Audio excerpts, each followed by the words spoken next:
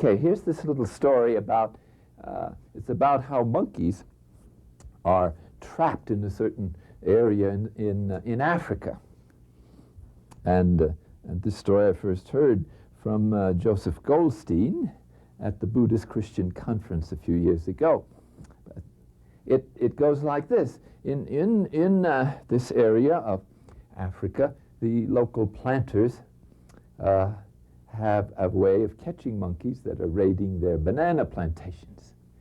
They take a coconut and they slit it in half, scoop out the insides, and then replace it with sweet meat that they know this breed of monkey just loves. They then seal up the coconut, leaving just a slit, like in a mailbox, where the little villain can get his hand in sideways, like that. Then they hide in the underbrush and wait for a little while, and sure enough, some unsuspecting little monkey comes swinging through the trees. He smells the sweet meat, and he says, "Ah, a treat for me." He jumps down, picks up the coconut with great joy, slips his hand into the coconut, and grasps the sweetmeat.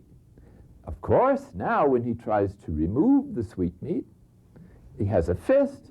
His hand will not fit through the slit, and so he's kind of caught there. Now the hunters emerge from the bush and start getting closer, closer, and closer. And the monkey is aware that they're coming, about to catch him, and so with greater anxiety he pushes, pulls, and finally, with one great tug, nothing happens. And the hunters catch him, roast him, and eat him.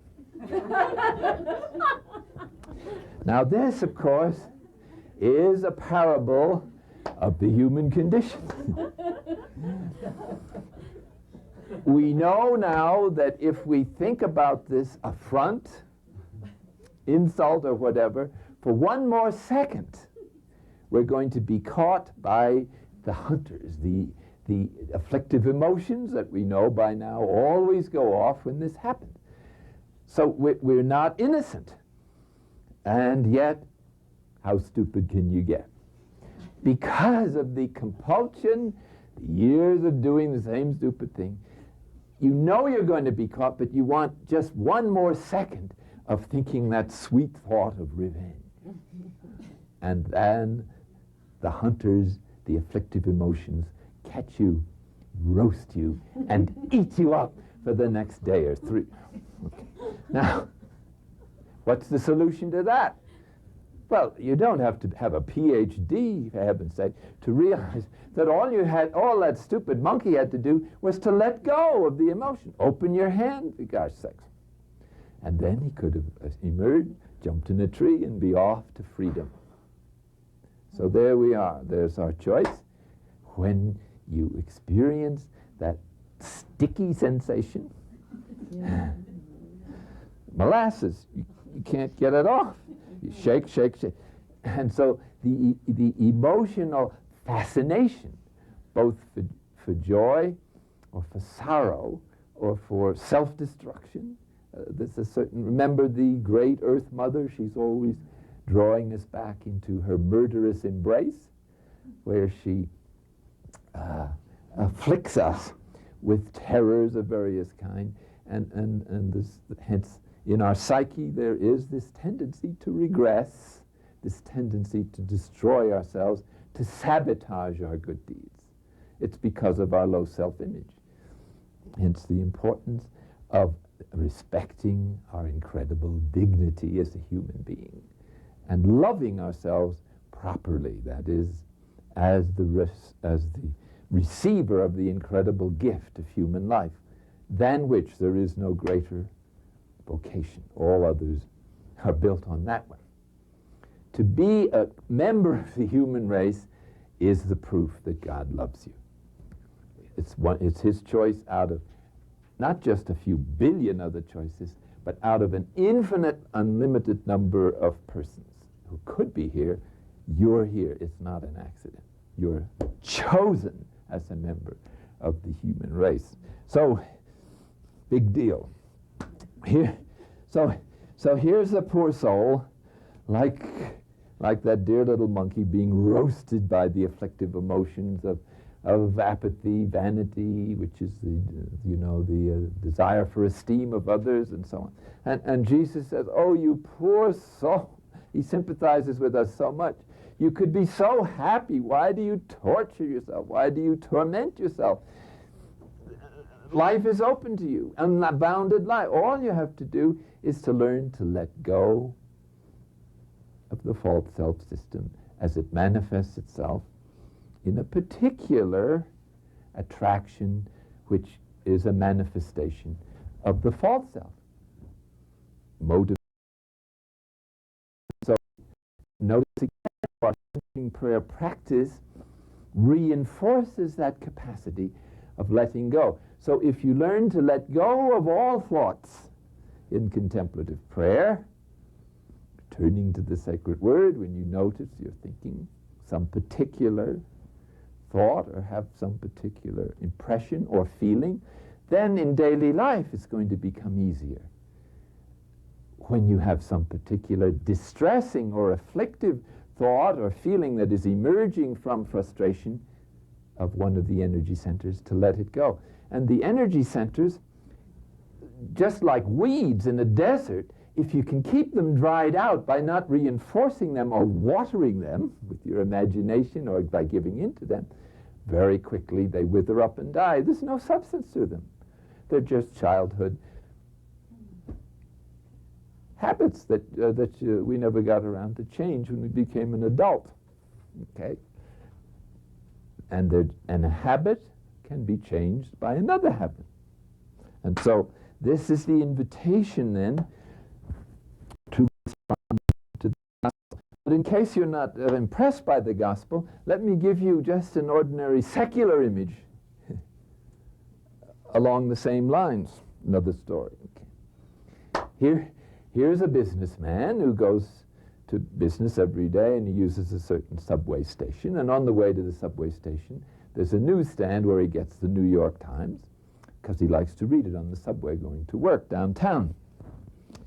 So one day he has a friend accompany him, business associate, and so they come to the newsstand on their way to the subway, and he says to the attendant, "Will you please give me my copy of the New York Times?"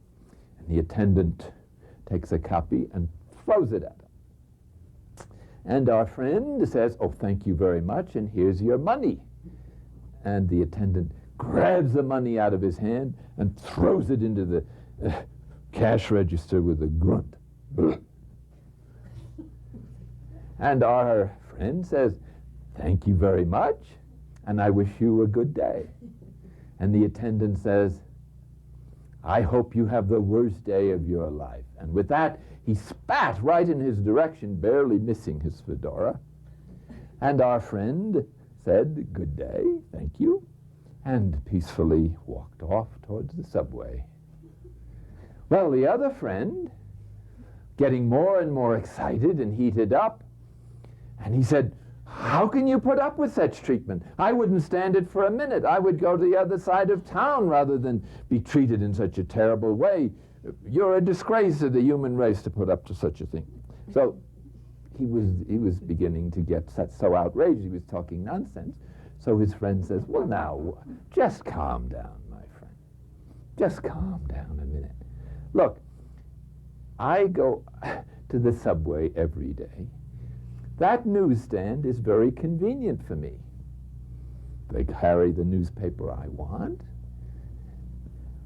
Why should I inconvenience myself just because this guy has a problem with me?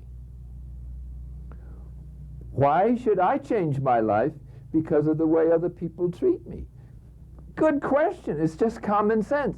There is no commandment that says you have to be upset by the way people treat you. That's one you've invented, and I've invented.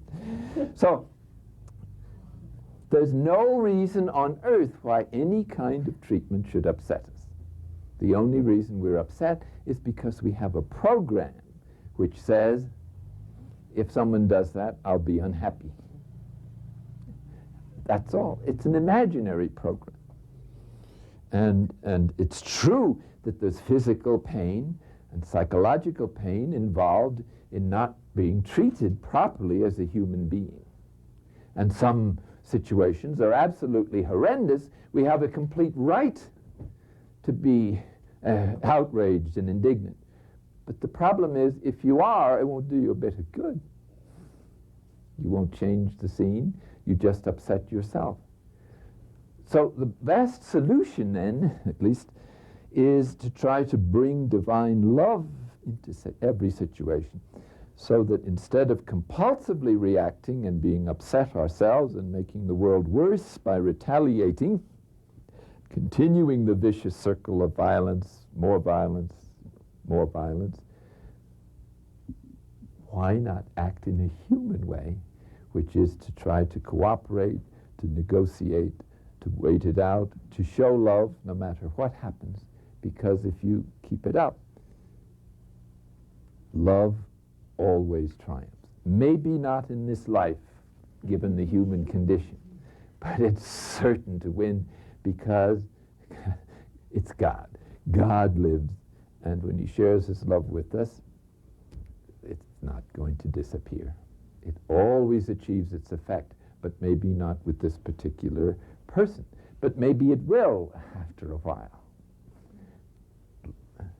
According to one of the great sayings, love triumphs over all in the long run. It's the greatest energy there is. It's the energy that created the universe. Even the new physicists are now saying that.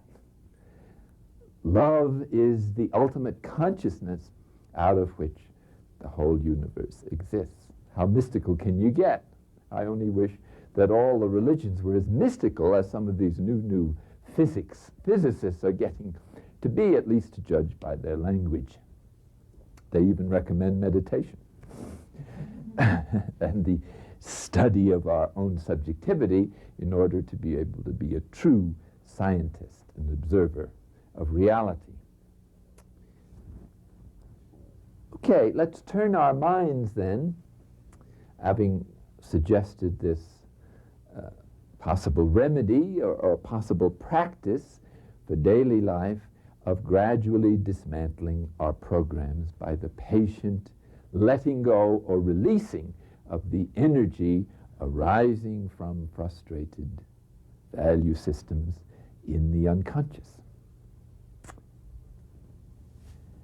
Let's take a look at this part of our diagram. Now, these are ways of reacting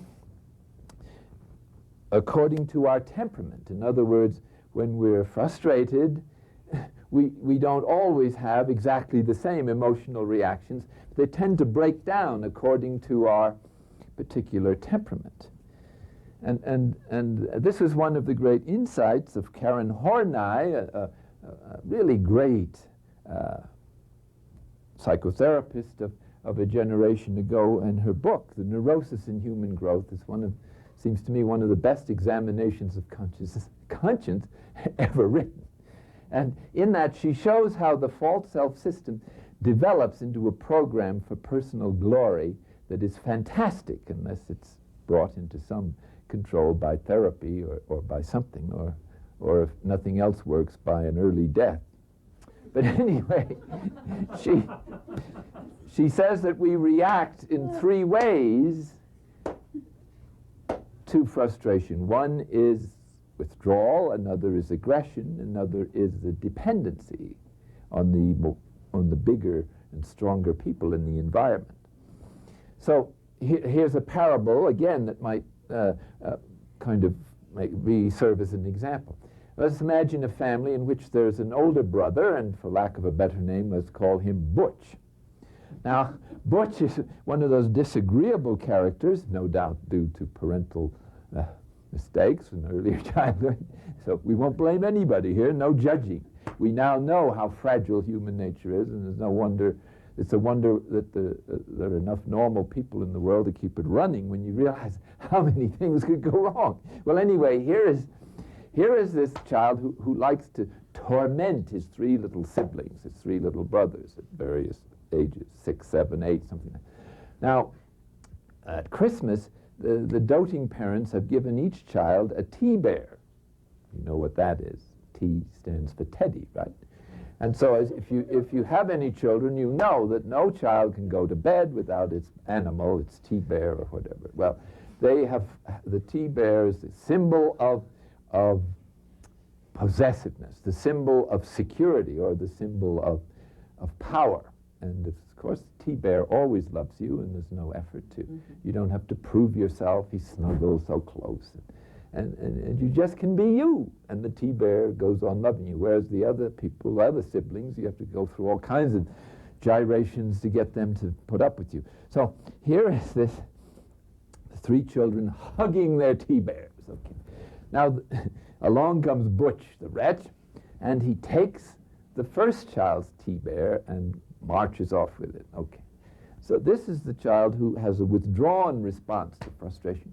So with a great bellow of agony, the poor child rushes upstairs and hides in the closet and pours out its tears for hours and won't come downstairs and so on. He responds to frustration by withdrawal. Okay. So that Butch thought he did well on that one. So now he approached the next child who, let us say, is passively dependent. And so he swipes his T-bear and marches off with it. Well, that child lets out another bellow, but he rushes into Mummy's arms and says, "Oh, make Butch give me back my T-bear. He's taken it. I can't sleep. I can't be happy." He always does what you say. And so, or if that doesn't work, he goes to Daddy and says, "Oh, Daddy, beat up my brother, won't you? Force him to give me back T-bear." Okay.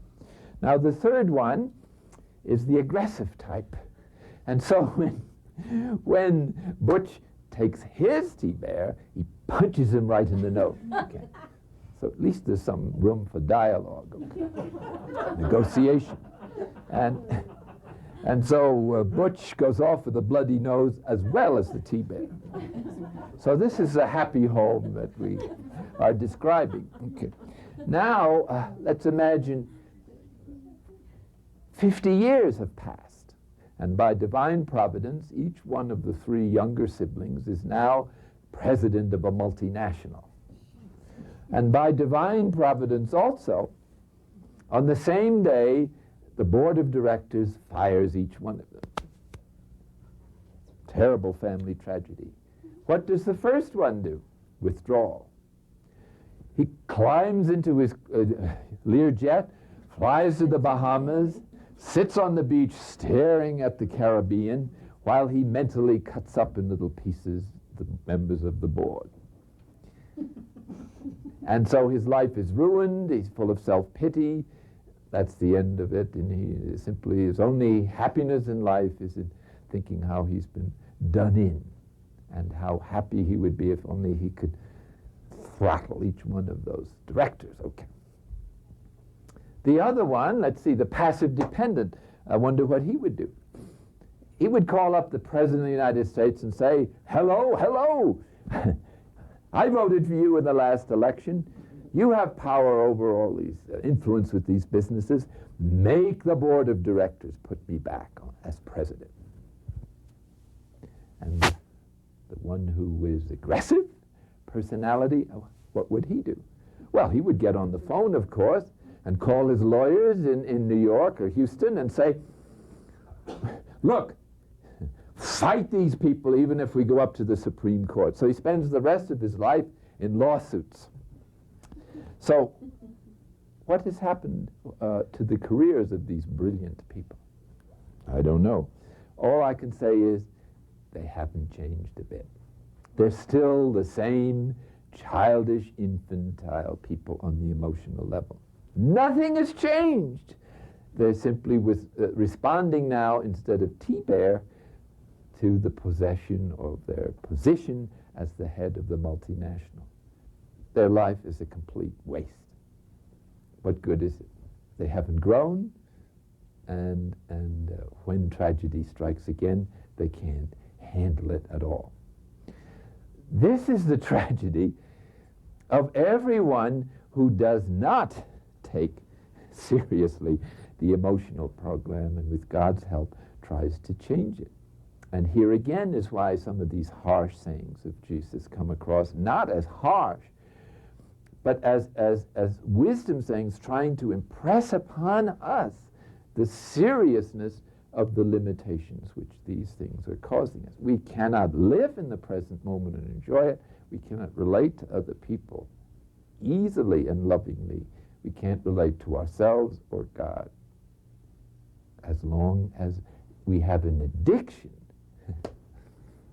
to our emotional program for happiness, which is childish, because the emotional programs for happiness belong to a 2-year-old, or maybe 3 or 4, but that's as far as it goes. If we're under the domination of the emotions, domination, I say, which is quite different from feeling them. The emotions are wonderful. There is no negative emotion, really. They're all simply spontaneous witnesses to what we perceive at the deep level as good or not good. Hence, it's our value system that is the problem if it's a false value, not the emotions. And so all the emotions are good, are faithful reporters of what our secret motivation really is, and where our heart is, as Jesus says in the gospel. That's where your treasure is. That's where all your resources and creativity are functioning.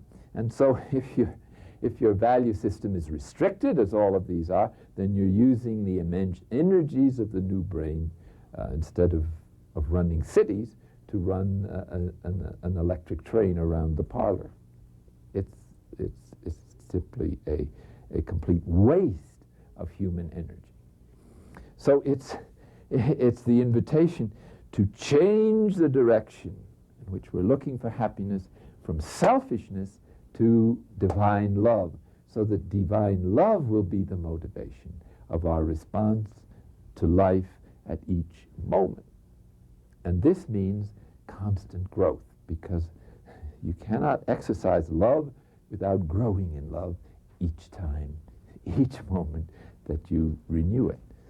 And thus growth becomes natural, spontaneous, expanding, self-surrendering, delightful, joyful, and starts overflowing on everybody else in our environment. And as far as we know, it can reach to the ends of the universe. Because once again, the new physics say you can't even have a thought without affecting the whole physical universe instantly.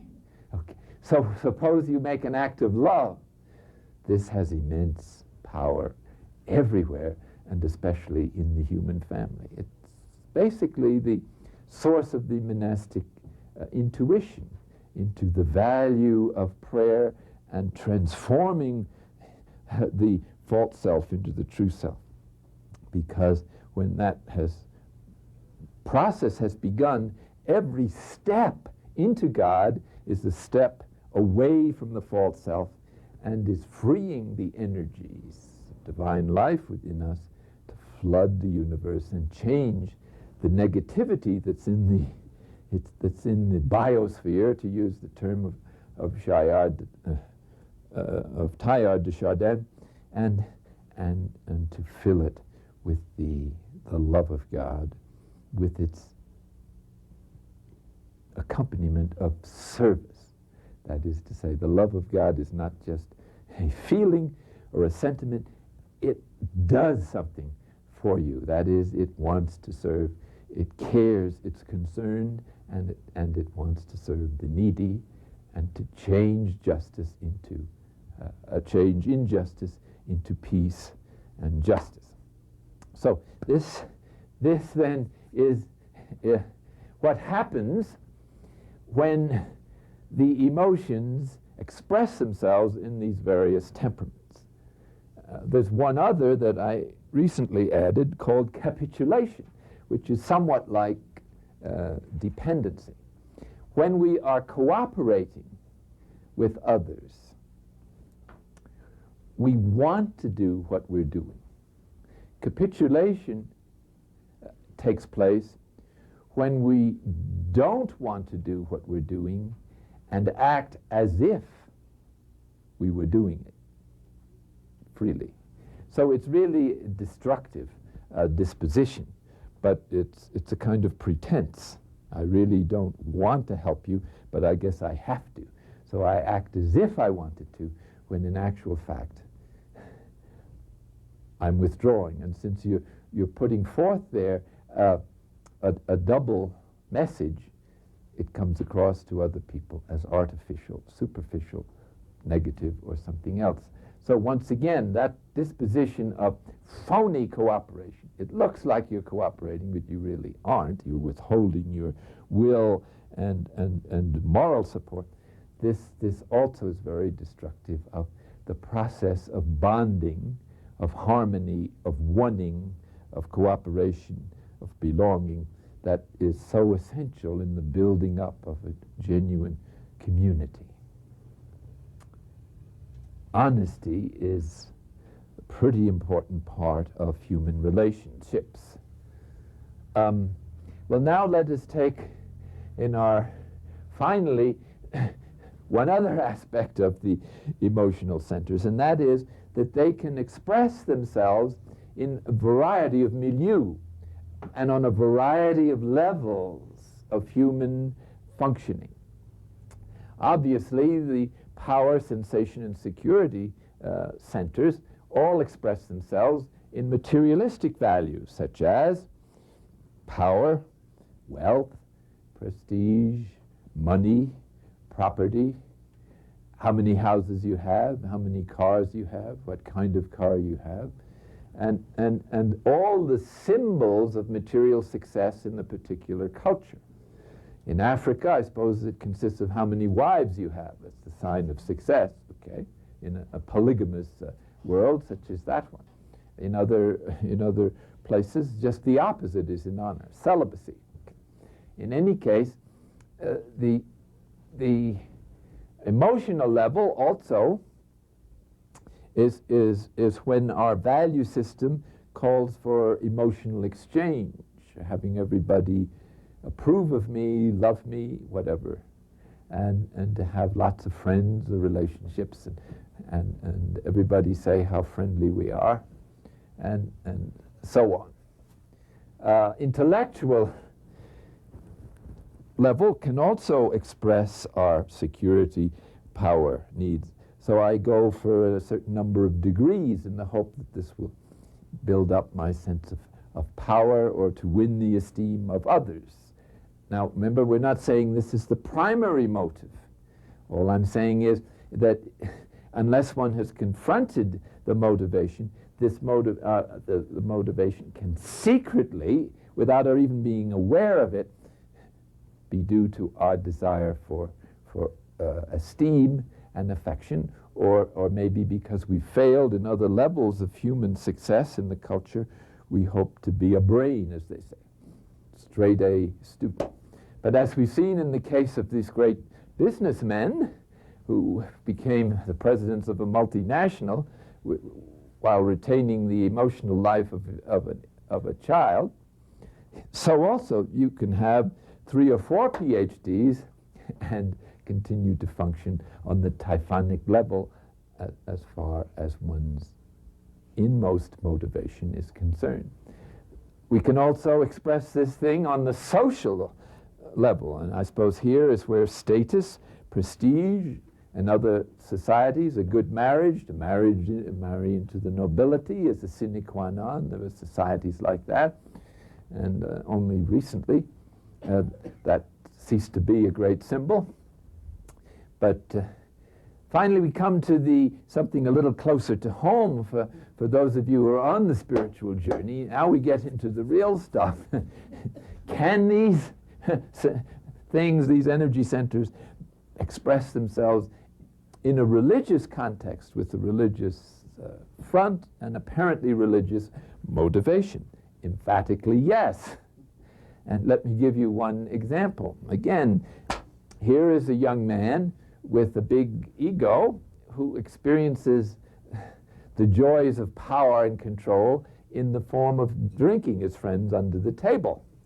So as they slither under the barroom table and he staggers out of the tavern, he feels this immense surge of ego, power, and satisfaction. he's a real macho, and he says, for him to drink the guys under the table means he's really somebody. Now, by divine providence, he's converted, he hears a sermon, and he decides to enter the Trappists. Okay. So now he's going to give up. He'll never touch alcohol in any form, beer or any other way. He's not only that, he's going to give up ice cream cones.